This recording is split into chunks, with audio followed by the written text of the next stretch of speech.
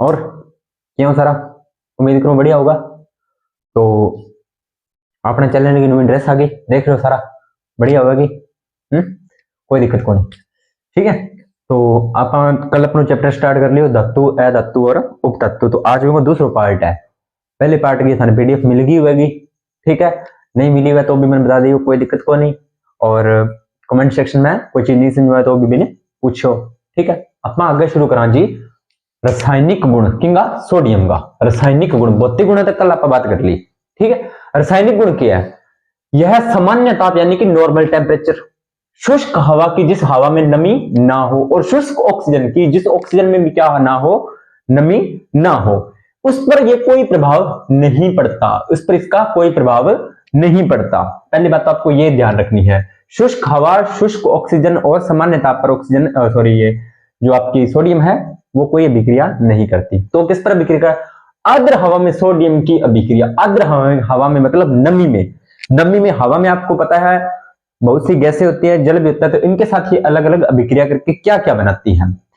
अब देखिए, अगर सोडियम को Na से लिखते हैं, ये मैंने आपको कल बता दिया था, और ऑक्सीजन को लिखते हैं O2 से, O से, ठीक है। तो अगर ये ऑक्सीजन के साथ अभिक्रिया करती है सोडियम प्लस O2, तो ये बनाता है N2O सोडियम ऑक्साइड। क्या बनाता है जी? Sodium oxide. क्या बनाता है जी? सोडियम ऑक्साइड, ठीक है। तो यहां तक आपको कोई दिक्कत नहीं होनी चाहिए। ये जो तीर का निशान है इसको ध्यान से देखना, ये केमिस्ट्री में आपको बहुत इंपॉर्टेंट सकता है। जो तीर के निशान वाले इधर वाले जो होते हैं इन्हें बोलते हैं अभिकर्मक, अभिकारक या क्रियाकारक, और इधर जो बनता है उसे बोलते हैं उत्पाद, ठीक है जी। आगे बात करते हैं। अब ये NO2 यानी कि सोडियम ऑक्साइड जल के साथ अभिक्रिया करता है, H2O के साथ अभिक्रिया करता है, तो ये क्या बनाता है? Sodium hydroxide, sodium hydroxide NaOH, यानी कि यहां पर Na डोनेट करता है सोडियम को, OH करता है हाइड्रोक्साइड को, इधर Na डोनेट करता है सोडियम को और O करता है ऑक्साइड को। यहां तक आपको कोई दिक्कत नहीं होनी चाहिए। ये H2O होता है, ये होता है जल का सूत्र, ठीक है जी। किसका सूत्र होता है? जल का सूत्र। इसके बाद में ये सोडियम हाइड्रोक्साइड CO2 के साथ, CO2 होती है वायुमंडल में उपस्थित होती है, आपको पता है, कार्बन डाइऑक्साइड होता है इसका नाम, ठीक है।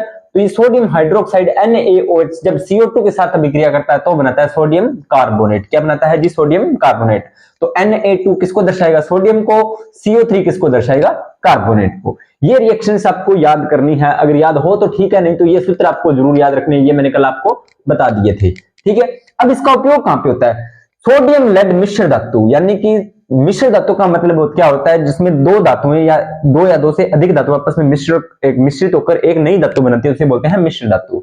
तो सोडियम और लेड का जो मिश्रण होता है उस धातु का उपयोग किसमें किया जाता है? अवस्फोटनरोधी बनाने में। अवस्फोटन यानी कि कोई चीज फूट रही है, कोई चीज विस्फोट हो रही है, तो उसको अवरोध उत्पन्न करने में, बनाने में उसमें प्रयुक्त की जाती है, अवस्फोटनरोधी बनाने में प्रयुक्त होती है। द्रवित सोडियम यानी कि द्रव्य अवस्था में सोडियम होती है, उसका उपयोग किसमें किया जाता है?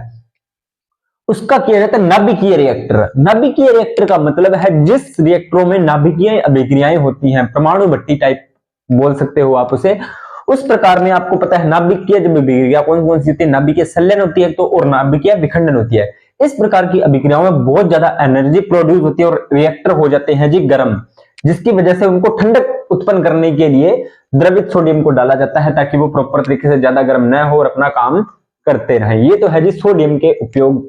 ये उपयोग हो गए सोडियम के दो, और ये हो गए सोडियम के रासायनिक गुण। अब बात करते हैं सोडियम के यौगिक की। सोडियम के कौन कौन से यौगिक होते हैं? तो एक होता है सोडियम का NaOH, ये हमने यहाँ पे बात की थी NaOH। इसका उपयोग क्या होता है? इसका एक तो रासायनिक नाम होता है जी सोडियम हाइड्रोक्साइड। पहली बात आपको ये ध्यान में रखनी है। दूसरी बात आपको ध्यान में रखनी है कास्टिक सोडा, इसका सामान्य नाम होता है कास्टिक सोडा। तीसरी बात क्या होती है? तीसरी होती है जिसका प्रबल क्षार, यानी कि जो कास्टिक सोडा होता है एक प्रकार का प्रबल क्षार होता है, ये भी आपको ध्यान में रखना है। तो इसका उपयोग किस किस में होता है? पेट्रोल के शुद्धिकरण में। आपको पता है पेट्रोल का जब खनन किया जाता है, खनिज होता है, आपको पता है, उसको जब निकाला जाता है कुओं से या जहां से भी उसकी खानी होती है वहां से, ठीक है, तो उसको शुद्ध अवस्था में नहीं होता, तो उसे शुद्धिकरण के लिए किसका उपयोग किया जाता है? NaOH का उपयोग किया जाता है। साबुन उद्योग व कागज उद्योग में भी इसका उपयोग किया जाता है। साबुन बनाने में भी सोडियम का उपयोग होता है, सोडियम हाइड्रोक्साइड का उपयोग होता है, कागज उद्योग में भी इसका उपयोग होता है। कृत्रिम रेशम, ठीक है, आपको पता है कि रेशम के कीड़े पाले जाते हैं, शहतूत के पौधे पर पाले जाते हैं, वो तो होता है जी और प्राकृतिक रेशम, लेकिन कृत्रिम रेशम बनाने के लिए इसका उपयोग किया जाता है। रंग व रंजन बनाने में यानी कि रंग रोगन बनाने में भी इसका NaOH का सोडियम हाइड्रोक्साइड का उपयोग किया जाता है। सोडियम धातु के निर्माण में, क्योंकि ये एक प्रकार का क्या होता है, सोडियम हाइड्रोक्साइड एक अयस्क होता है, आपको पता है अयस्क होता है, हमने कल बात की थी अयस्क होता है, तो अयस्क से आपको पता है शुद्ध धातु का प्राप्त किया जाता है। तो यहीं पे ये बात ये घुमा फिरा के वो बात बोल रहा है कि सोडियम धातु के निर्माण में किसका उपयोग होता है, NaOH का। दूसरा यौगिक की बात करते हैं सोडियम नाइट्रेट। किसकी बात करते हैं, सोडियम नाइट्रेट, जिसका सूत्र होता है NaNO3। यहाँ पे Na दर्शा रहा है सोडियम को और NO3 दर्शा रहा है नाइट्रेट को। ये हमने कल बात की थी कि सोडियम होता है जो मुक्त अवस्था में नहीं पाया जाता, अधिक क्रियाशील होने के कारण, इसलिए ये अयस्कों के रूप में पाया जाता है। तो इसका उपयोग इसमें किया जाता है, चिली सॉफ्ट बिटर में इसका उपयोग किया जाता है। चिली व पेरू में काफी मात्रा में ये प्रयुक्त होता है, खाद के रूप में प्रयुक्त होता है, जो अपने खेतों में खाद डालते हैं उसमें भी ये काफी मात्रा में प्रयुक्त है। नाइट्रिक अम्ल के निर्माण में भी क्या होता है, ये प्रयुक्त होता है।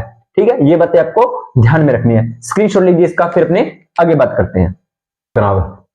तो यौगिक चलन आ गया अपना सोडियम का, एक एक यौगिक की बात करेंगे, बिंग इंपोर्टेंट थाने के ध्यान रखनी है।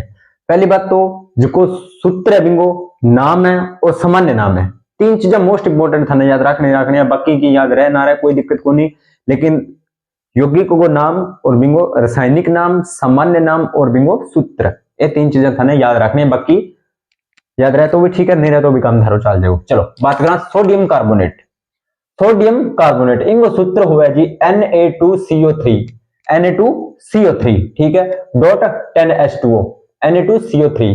इसको बोलते हैं जी वॉशिंग पाउडर निरमा, वो बड़ा, ठीक है। तो वॉशिंग पाउडर जितने भी होते हैं, जरूरी नहीं है कि निरमा में ये हो, जितने भी वॉशिंग पाउडर होते हैं वो इसमें यही सूत्र होता है, ठीक है। तो आपको अपने एक चैप्टर लगता है साबुन व अपमार्जक। साबुन व अपमार्जक, अपमार्जक क्या होता है, जैसे अपने घरों में वॉशिंग पाउडर सर्फ जितने भी उपयोग करते हैं ना, वो अपमार्जक ही होते हैं। सर्फ होती है ना, वो से अपमार्जक बोल सकते हो आप।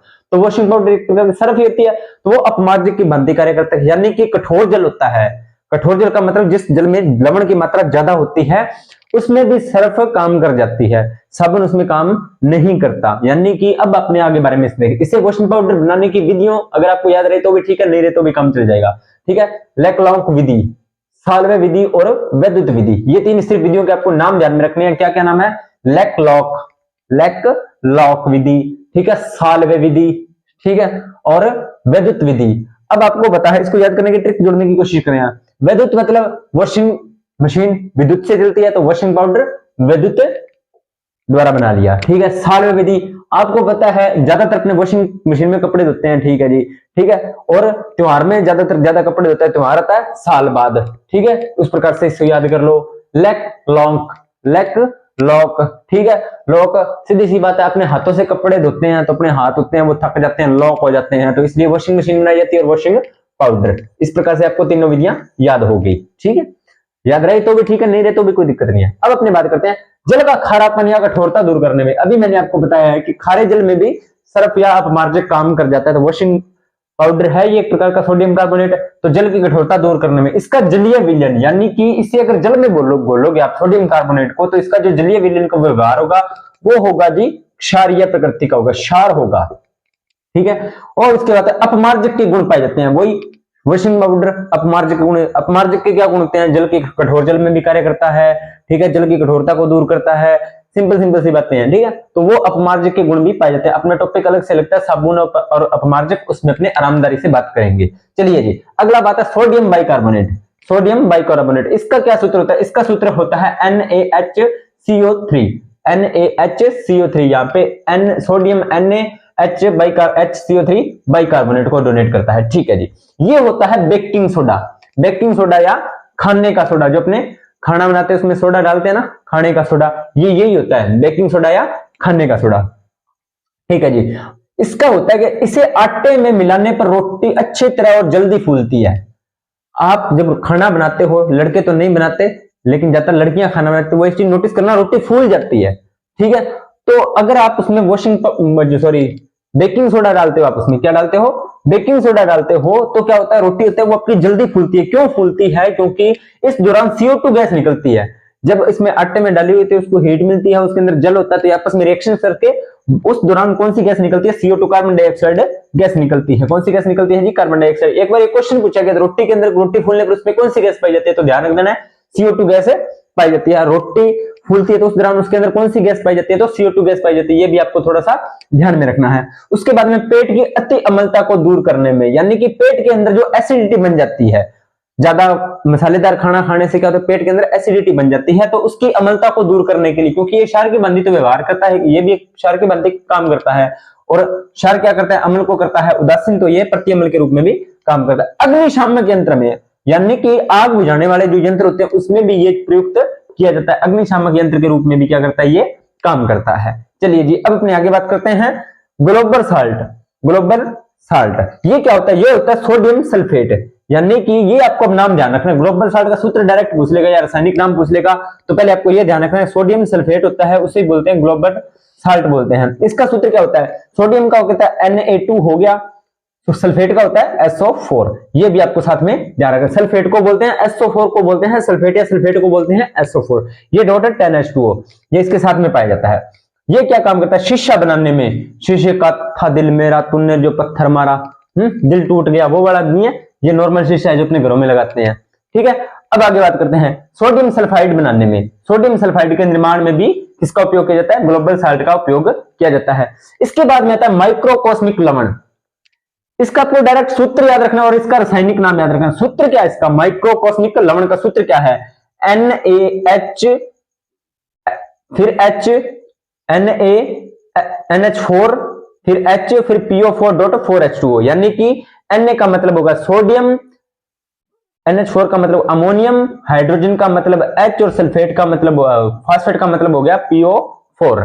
ठीक है, तो ये होता है sodium ammonium hydrogen phosphate, sodium ammonium hydrogen phosphate. ये होता है किसका सूत्र जी, माइक्रोकॉस्मिक लवण। ये मूत्र में पाए जाने वाला नमक होता है एक प्रकार से, जो हमारे यूरिन के अंदर नमक पाया जाता है वो यही होता है। ठीक है, ये भी आपको थोड़ा सा ध्यान रखना है। ठीक है, अब देखिए आपको लग रहा होगा सर हमें ये पहली बार या हम पढ़ रहे हैं, सूत्र है कैसे याद होंगे। देखो मेरे भाइयों बहनों, याद तो करने पड़ेंगे, कोई इलाज नहीं है। बहुत सी सारी चीजें समझ में नहीं आती तो एक इलाज है उसका रट्टा मार लो। मेरे भी सारी चीजें नहीं समझ में आती तो मैं भी रट्टे ही मारता हूँ, नहीं आती तो नहीं, हम भी इंसान है, भगवान थोड़ी है। ठीक है, तो सीधी सी बात है, जो चीज नहीं समझे उसका रट्टा मार लो, कोशिश आपको पूरी की जाती है। अब आपको पहली बार अगर आप इस क्लास को पहली बार केमिस्ट्री, क्योंकि ये साइंस की केमिस्ट्री का पोर्शन होता है, ठीक है, अब आपके सीधा टॉपिक में दे रखा है धातु, अधातु और उसके प्रमुख यौगिक। लेकिन अगर आपको डीपली इसको करवाया जाए, पूरा शुरू से समझाया जाए, फिर आपको चीजें और अच्छे से क्लियर होती हैं। Na क्या है, S क्या है, ये कहां से आए हैं, कैसे आए हैं, वो प्रॉपर अगर आपको समझाया जाता है फिर आपको दिक्कत नहीं आती। लेकिन अब यहाँ पे आपको सिर्फ समझना नहीं है, समझना कब है, अपने जब इसकी प्रॉपर क्लासेस शुरू करेंगे। अभी अपनी जेल पढ़ाई को टारगेट लेके चल रहे हैं, मैंने पहले ही बताया था, तो उसी आधार पर अभी आपको याद करना है। आप मेरे साथ जुड़े रहिए, मैं सारी चीजें समझाऊंगा, टेंशन लेने की। अभी जो आपको मैं बोल रहा हूँ ये याद कीजिए, याद भी करवाऊंगा और आपको याद होगी ना चाहते हुए भी। ठीक है, अगर आप नहीं चाहोगे हमें याद नहीं करने, बस आप मेरी क्लास से देखना, आपको याद हो जाएगी। ठीक है, तो ये आपको थोड़ा सा ध्यान रखना। तो अभी आपको जो सूत्र याद रखना, कॉपी पेन साथ में रखना, लिखना, सूत्र को लिखने से सूत्र याद होंगे। अगर आप बिना लिखे क्लास को 1000 बार देखना नहीं याद होंगे क्लास में, पहले बता रहा हूं मैं। ऐसे अपनी प्रमोशन के लिए ये नहीं बोल रहा मेरी क्लास को देखिए क्लास में याद हो जाएगा, कुछ नहीं होगा, ऐसे स्पष्ट बोल रहा हूं मैं। ठीक है, जब तक कॉपी पेन लेके खुद नहीं लिखोगे तब तक याद नहीं होगे। ठीक है, अगले याद करते हैं सोडियम क्लोराइड। सोडियम क्लोराइड का सूत्र होता है NaCl, यानी कि सोडियम Na क्लोराइड Cl। ये होता है जी साधारण नमक जो अपने खाते हैं। अब साधारण नमक के बारे में आप अच्छी तरह से जानते हो, नमक कैसे बनता है, समुद्री जल से बनता है, तो उसके वाष्पीकरण से प्राप्त होता है। लगभग कितना परसेंट, 75% आपको लगभग समुद्री जल से नमक आपको प्राप्त होता है। अब देखिए बर्फ प्लस NaCl, बर्फ प्लस NaCl, इसको बोलते हैं हिम मिश्रण। क्या बोलते हैं जी, हिम मिश्रण। क्या बोलते हैं सर, हिम मिश्रण। ठीक है, चलिए जी इसके बारे में अपने थोड़ा सा बात करते हैं। भाई पढ़ लेंगे ये पानी। ठीक है, तो देखो बर्फ प्लस NaCl, बर्फ प्लस NaCl, इसको बोलते हैं हिम मिश्रण। इसको आप कैसे याद रखोगे, इसको याद रखने के लिए मैं आपको एक चीज बता रहा हूं। छोटे होते थे आपने कुल्फी खाई थी, गांव में कुल्फी बेचने वाले आते थे ना, घंटियां में जाते थे, तो आपने कभी सोचा इतनी गर्मी में भी उनकी कुल्फियां जो ठंडी की ठंडी पड़ी रहती थी, इतनी गर्मी पड़ रही है, इतनी गर्मी में वो आ रहे हैं फिर भी कुल्फियां ठंडी की ठंडी रहती थी। तो मैं आपको एक चीज समझाने की कोशिश करता, उनके पास होता था ऐसे एक बॉक्स जो कि साइकिल पे टंगा हुआ था, इसके बीच में यहाँ पे रखी होती थी कुल्फियां, लेकिन यहाँ पे बर्फ भरी हुई होती थी। क्या भरी हुई थी, बर्फ भरी हुई होती थी। उस बर्फ के अंदर क्या होता था, नमक मिलाया हुआ होता था। क्या होता था जी, नमक मिलाया हुआ होता, जिससे क्या होती, ये बर्फ पिघलती नहीं थी। क्या होता था, पिघलती नहीं थी और वो चीज ज्यादा देर तक ठंडी रहती थी, इस चीज को वो ठंडा करके रखती थी। ठीक है, इस वजह से ये होता है हिम मिश्रण, यानी कि इसको ठंडा रखता था ज्यादा देर तक।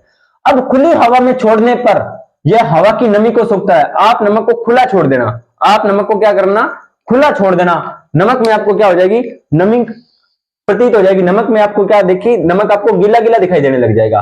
तो नमक में जो अशुद्धि होती है वो MgCl2।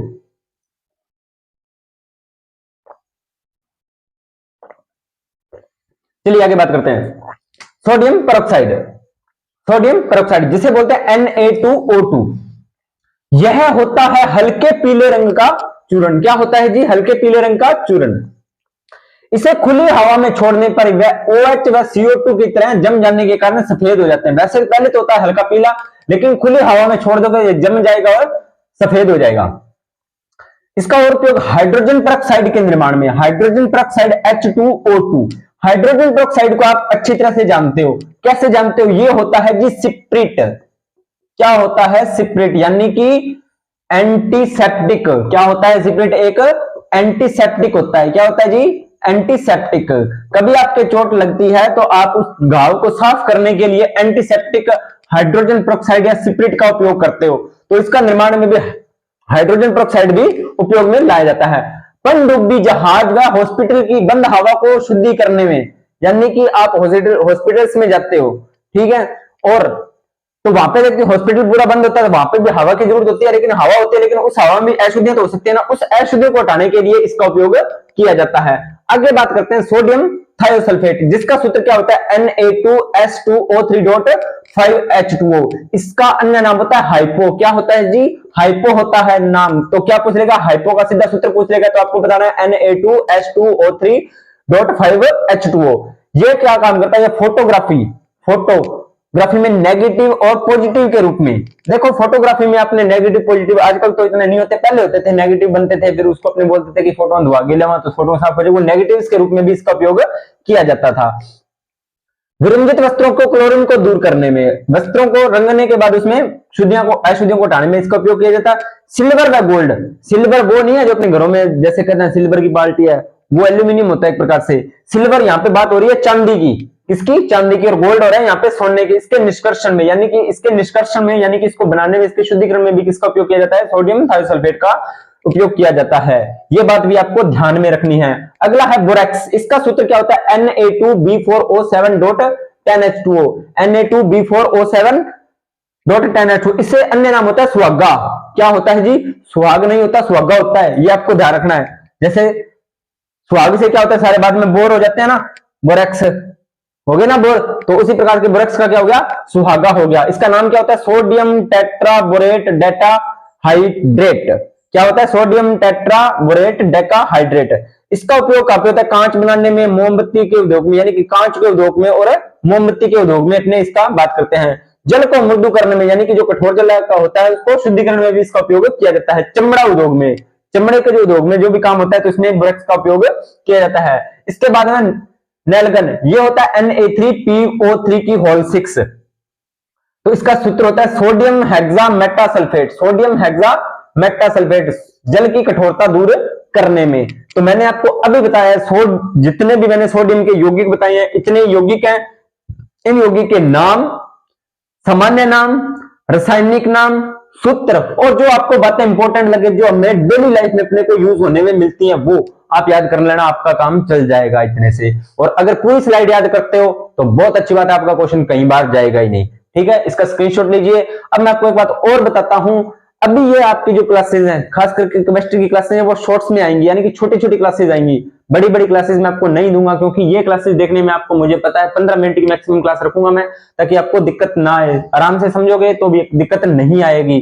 ठीक है, अगर आप बोलोगे क्लासेस बड़ी करो तो मैं क्लासेस बड़ी कर दूंगा, मुझे कोई प्रॉब्लम नहीं। पर मैं ये नहीं चाहता कि आप क्लास देखते देखते, केमिस्ट्री की क्लास देखते देखते आप बोर हो जाओ। ठीक है, क्योंकि अगर आप पहली बार पढ़ रहे हो तो पहली बार पढ़ने में थोड़ी सी दिक्कत आती है। मैं अपनी पढ़ाई खुद नहीं कर रहा कि हाँ मेरी पहली बार में समझ में आ जाएगा, एक बार में किसी को कुछ समझ में नहीं आता, लेकिन मैंने आपको पूरी कोशिश की समझाने की, तो इसलिए मैंने शॉर्ट्स क्लास रखी है। आप रिस्पॉन्स दीजिए कि सर क्लास को बड़ी कीजिए, तो मैं और बड़ी कर दूंगा क्लास में, कोई दिक्कत नहीं है। ठीक है, मुझे आपको कोई, मैं एक दिन में पूरा चैप्टर आपको करवा सकता हूँ, लेकिन वो पूरा देखेगा कोई नहीं, ये बात की मैं आपको दे देता हूँ। लेकिन थोड़ा थोड़ा करके देखिए, आपको आसानी से सारी चीजें क्लियर होती चली जाए। मानव रोग वाला चैप्टर मैंने 12 क्लासों में पूरा, 10 क्लासों में पूरा किया था, उसको एक क्लास में भी पूरा कर सकता था ना मैं, क्यों नहीं किया? इस वजह से ही नहीं किया। ठीक है, तो आपको इसको भी थोड़ा सा ध्यान रखना है। बाकी बात करते हैं अपने नेक्स्ट क्लास में, तब तक अपना इसका स्क्रीनशॉट लीजिए। और जिसको भी इस क्लास की पीडीएफ नोट्स चाहिए वो हमारे टेलीग्राम जो चैनल है उसका यूट्यूब के डिस्क्रिप्शन में मैंने लिंक डाला हुआ है, वहां पे जाकर उस टेलीग्राम चैनल को ज्वाइन कीजिए और औरों को ज्वाइन करवाइए, और इसके नोट्स आपको निःशुल्क प्राप्त हो जाएंगे, वहां से डाउनलोड कर लीजिए आप। ठीक है, धन्यवाद।